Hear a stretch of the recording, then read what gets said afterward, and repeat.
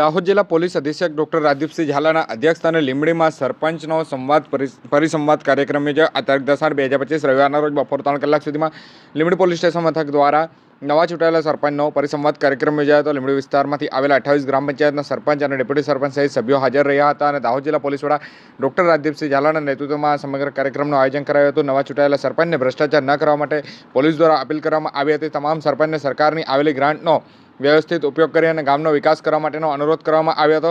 સાથે સાથે નવા સરપંચોને દહેજ, દારૂ અને ડીજે જેવા દૂષણથી દૂર રહી અને ગ્રામજનોને આવા દૂષણથી દૂર રહેવા માટે પ્રેરિત કરવામાં આવ્યા હતા અને દાહોદ જિલ્લામાં જે ગુનાખોરી 38% ઘટાડો નોંધાયો છે, જે કહી શકાય કે આવી ગુનાખોરી રોકવા માટે સરપંચોને સાથે રહી અને આવનાર સમયમાં વિવિધ કાર્યક્રમો કરવામાં આવશે તેવી પણ સંવાદ ચર્ચા કરવામાં આવી હતી। દાહોદ જિલ્લા પોલીસ વડા દ્વારા લોકોને સાયબર ગુનાથી સચેત રહેવા માટે અને દરેક ગામમાં CCTV નખાવવા માટે પણ સરપંચોને અનુરોધ કરવામાં આવ્યા હતા।